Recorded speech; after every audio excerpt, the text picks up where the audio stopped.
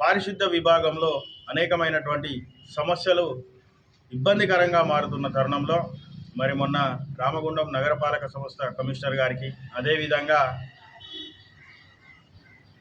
Local bodies collector గారికి కూడా అనేక సమస్యలతో విన్నవించడం జరిగింది. ఏఐటీసీ అనుబంధ municipal staff and outsourcing workers unions తరఫున ఏఐటీసీ అనుబంధంగా సందర్భంగా ఈ వినతి పత్రం ఇవ్వడం జరిగింది. ఇందులో భాగంగా మరి 50 డివిజన్లో దాదాపు 12 మందికి పైగా సూపర్వైజర్లు పనిచేస్తున్న తరుణంలో షెఫ్లింగ్ చేసి కాలనీ ఆయనను ఎన్టీపీసీకి, ఎన్టీపీసీ ఆయనను కాలనీకి, ఇలా ఉదాహరణకు షఫ్లింగ్ చేసేసరికి ఈ వర్షకాల రావడంతో, అదేవిధంగా వినాయక చవితికి సంబంధించి నవరాత్రుల సందర్భించి మరి పాత సూపర్వైజర్లకు కొత్త ప్రాంతాల్లో ఉన్నటువంటి పాత సూపర్వైజర్లకు ఇవ్వడం వల్ల అనేక రకాలుగా చెత్త చెదారంతో అవగాహన లోపించి పారిశుద్ధ్యం అనేక రకాలుగా ఇబ్బంది పడుతున్నారని కమిషనర్ గారికి తెలియజేయడంతో యథావిధిగా సూపర్వైజర్లను మళ్ళీ పాత పద్ధతిలోనే కొనసాగిస్తూ ఉండడం నిజంగా శుభపరిణామం. ముఖ్యంగా దీనికి నగరపాలక సంస్థ కమిషనర్ శ్రీకాంత్ గారికి, అదేవిధంగా గౌరవ శాసనసభ్యులు ఎమ్మెల్యే గారికి, అడిషనల్ కలెక్టర్ అరుణశ్రీ మేడం గారికి కూడా ప్రత్యేక ధన్యవాదాలు ఏఐటీసీ మున్సిపల్ విభాగం పక్షాన. అదేవిధంగా సెప్టెంబర్ 1 నుండి అవినీతి పరుడైనటువంటి శానిటరీ విభాగంలో చెందినటువంటి కిరణ్ గారిని మరి మేము పక్కకు పెడతామని సాక్షాత్తు గౌరవ కలెక్టర్ గారు, కమిషనర్ గారు చెప్పినప్పటికీ ఇంతవరకు కూడా పక్కకు పెట్టకపోవడంలో ఆంతర్యం ఏమిటో అని మేము ప్రశ్నిస్తూ ఉన్నాం. అదేవిధంగా విచ్చలవిడిగా పారిశుద్ధ విభాగంలో అవినీతి జరుగుతున్నా కానీ ఆయననే ఎందుకు ప్రోత్సహిస్తూ ఉన్నారు?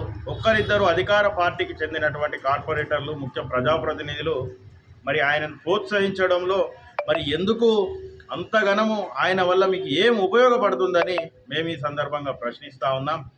ఆయన 5 లక్షలు 7 లక్షల రూపాయలు పెట్రోల్ డీజిల్ మీద మిగులుతుందని చెప్తే ఇదివరకు విచ్చలవిడిగా కొంతమంది అధికార, అనధికార, ప్రతిపక్ష వారికి సంబంధించినటువంటి ప్రైవేట్ వాహనాల్లో విచ్చలవిడిగా పెట్రోల్ డీజిల్ పోస్తూ ఉన్నారు.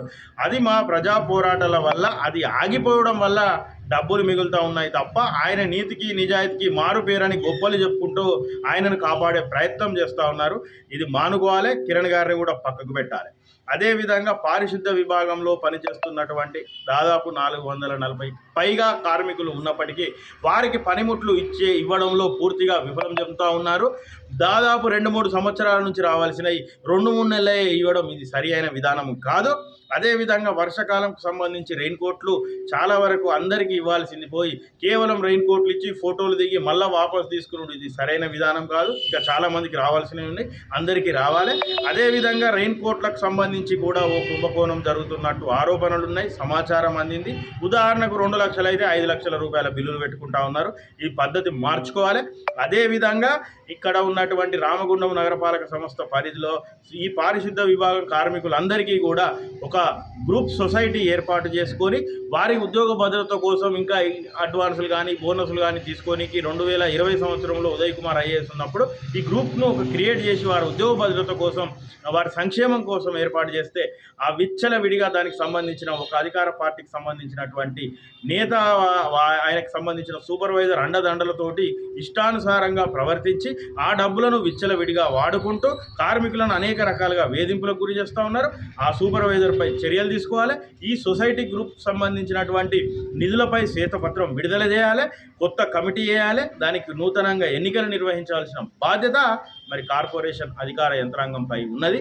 ఇప్పటికైనా కార్పొరేషన్ అవినీతి మత్తులో నుంచి బయటికి వచ్చి ప్రజలకు అన్ని రకాలుగా సౌకర్యాలు కల్పించాలి.